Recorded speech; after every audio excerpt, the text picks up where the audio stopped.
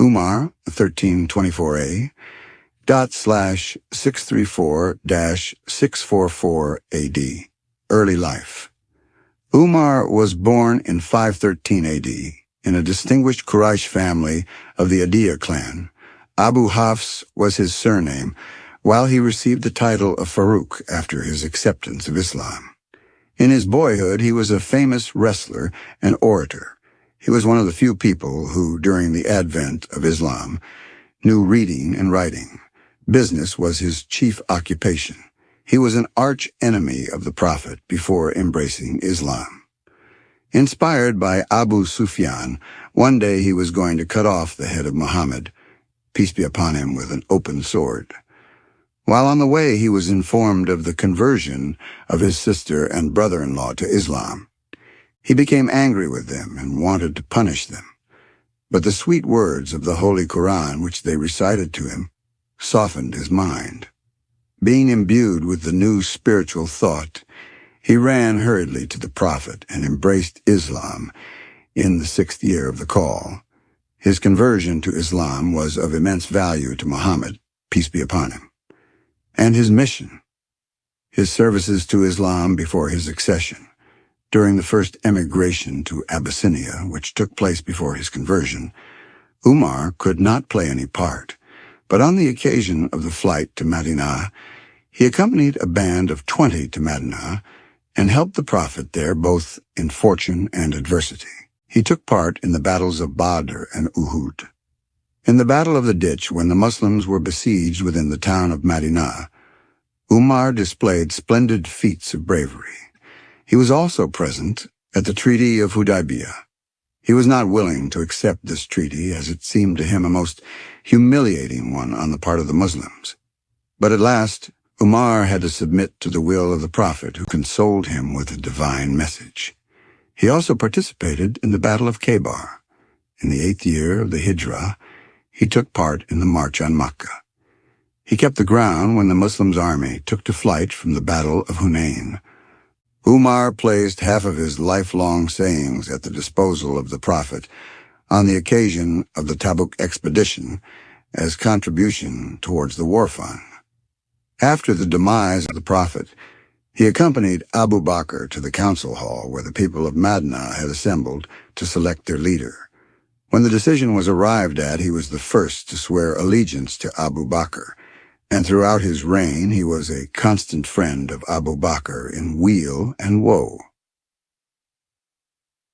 After the death of Abu Bakr, Umar took the reins of government in his own hand and pursued the frontier policy of his predecessor with his characteristic zeal and vigor. Within a short period, he brought the mighty empires of Persia and Rome under the banner of Islam. Expansion of Islam under Umar. Before entering into the details of conquest, we should discuss the causes which brought the Muslims into conflict with the Persians and ultimately led them to the conquest of Persia. The animosities between the Muslims and the Persians began to grow due to several reasons. Causes of the conquest of Persia. The Persians never cherished in their hearts the good of the Muslims, and that was why they left no stone unturned to crush Islam in its bud.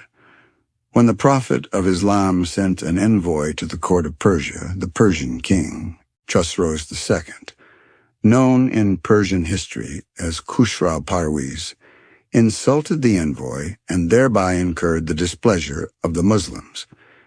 The enmity of the Persians is further revealed in the rebellion of Bahrain during the time of Abu Bakr, when they helped the enemy of the Muslims. Thus the Persians proved dangerous to the state, and the Muslims had to be cautious against them. From the geographical point of view, Iraq, a province of the then Persian Empire, formed the natural part of Arabia. Hence it was essential to the Arabs. Besides, the Arab tribes who lived on the border of Iraq and Chaldea helped their kinsmen in Arabia to rise against Islam. So for the safety and defense of Islam, the Muslims were compelled to take up sword against the border tribes. The economic factor was not less important in deciding the fate of Persia, Iraq is a land of immense wealth due to the flow of the Euphrates and the Tigris over the surface of the province. Being a barren land, Arabia depended on the province of Iraq for her trade. But the Persians did not allow Islamized Arabia to carry on trade with them, so the economic necessity drove the Muslims to come into conflict with the Persians. Battle of Jasr. The defeat of the Persians in the Battle of Namarak enkindled their national pride. They again met the Muslims on the other bank of the Euphrates under the command of Bahman. Abu Ubaidah, against the advice of Muthanna, crossed the river and gave battle to the Persians. The Muslims fell one after, another till 3,000 remained out of an army of 9,000. Abu Ubaidah lost his life in the struggle. This battle is generally known in the history as the Battle of Jasr or the Bridge. Battle of Buwaib. Umar was mortified at the news of this disaster and began to raise a fresh levy for the sake of national prestige. Many Muslims and Christians responded to his call and rallied round the standard of Islam. Both the armies met at a place, Nanid Buwaib, a few miles from Kufa. The Persians were defeated after a hard contest and began to flee in utter confusion. But finding no other way, they returned to the charge and perished in large number on the field. Their leader, Madain, was slain in this battle. Battle of Qadisiyah. The Persian could not forget the crushing defeat inflicted on them in the field of Buwaib, and now they began to prepare themselves against the Muslims. When Umar was apprised of this, he declared jihad all over the land. Sa'd bin Abi Waqqas was chosen for the chief command, as Muthanna was no more in this land of living. He was sent with instructions to encamp at Qadisiyah and to send envoys to the court of Persia with the message of Islam before opening hostilities. Accordingly, envoys were sent to the court of Persia with the message of Islam, but the Persian king Yazdegerd insulted the envoys and turned them out of the court. This ill treatment from the Persian king hastened the war. The Persian soldiers were sent against the Muslims under the command of their greatest hero, Rustam, who was asked at the outset to accept Islam and conclude a treaty with the Muslims. Rustam boastfully refused to comply with their request and wanted to smash the whole of Arabia to pieces. The following day, the Persian army advanced, and Sa'd, being unwell, directed the operations from his sickbed. The battle that followed at Qadisiyah was hotly contested. It lasted for 3 days. Though the Persians fought gallantly, yet they were defeated, and their famous General Rustam was killed while he was running away from the battlefield. With the death of Rustam, the Persian troops took to flight. The Battle of Qadisiyah was a decisive one in the history of Islam as well as of the world. It completely broke down the whole strength of Persia and secured for Islam a footing ground in Persia. Capture of Madain. After a few months, Sa'd, with the permission of the Khalifa, marched against the capital Madain and occupied it. Thus, the whole of the territory between the Euphrates and the Tigris came under the possession of the Muslims. Battle of Jalula. The Persian king took refuge in Hulwan, about 100 miles to the north of Madain. He once more ordered the Persian forces to advance, and a part of his army occupied Jalula. Sa'd, with the Khalifa's permission, sent a strong army under Kaka to meet the Persians. The siege continued for 8 days when the Persians were defeated. Hulwan was captured and the Muslims strongly garrisoned the place. After this, a peace was concluded with the Persians and no fighting took place for a few months. But the Persians broke the treaty in 638 AD, and the Muslims were compelled to wage war against them. The last great battle was fought in 642 AL at Nahawand, in which the Persians were defeated and their power was completely shattered.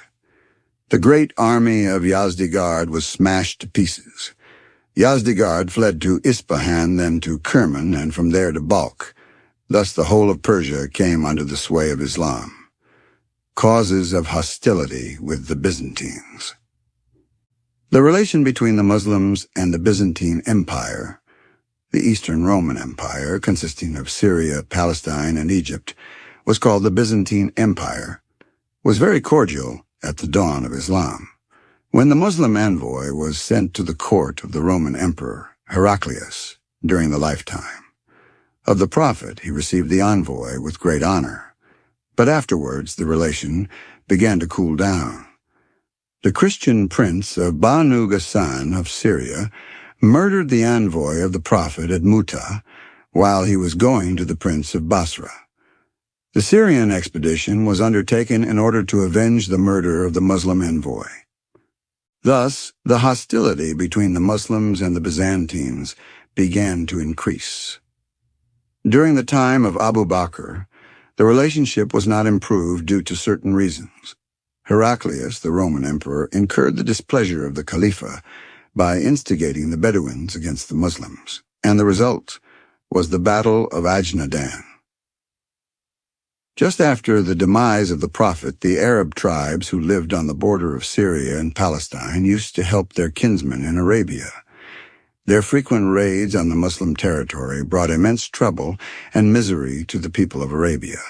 As a result, the relation between the Muslims and the Byzantines became straitened. There were other causes which widened the gulf of relationship. Arabia is a land of desert, and hence the inhabitants of this place had to seek their fortune outside Arabia. On the other hand, the Byzantine Empire was famous for its richness and better living, and so the Muslims, in order to solve their economic problem, turned their eyes towards the Byzantine Empire. Besides, the strategic position of the Byzantine Empire was such that it was necessary for the safety and defense of Islam. All these brought the Muslims into conflict with the Byzantine Empire. But in spite of this, the relation of the Muslims with the Romans was not always uncordial. After the defeat of the Romans in the field of Yarmouk, the relationship began to resume. When Jerusalem was besieged, the inhabitants of this place made a treaty with the Khalifa. By the Treaty of Jerusalem, old relationship was restored. After that, the relationship between the Muslims and the Byzantines was one of constant hostility.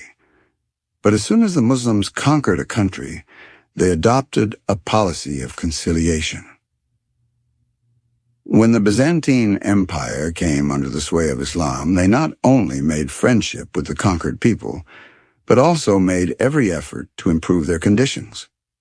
The Byzantines were treated with kindness and justice, and they had never enjoyed such a period of peace and tranquility as under the Muslims.